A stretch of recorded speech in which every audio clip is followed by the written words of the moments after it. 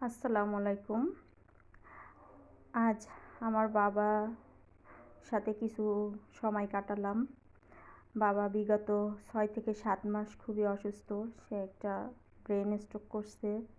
এখন তার সাথে বসে তার অসুস্থতার কিছু কথা জানার চেষ্টা করলাম। তার শরীর কেমন লাগে? চেষ্টা করলাম, জিজ্ঞেস করলাম কী সমস্যা? তার শরীরের বিভিন্ন সমস্যার কথা বললেন। আসলে কি, জগতে বাবা হচ্ছে ছায়া। যার বাবা আছে সে বাবা থাকতেও বাবার বোঝে না, আর যার বাবা নেই সে জানে বাবা কী জিনিস। আজ আমার বাবা অসুস্থ ৬-৭ মাস। আমরা বুঝতেছি তার শরীরের কন্ডিশন। কী বলতে চাচ্ছে, ব্রেন স্ট্রোক তো অনেক কথা সে বলতে পারে না।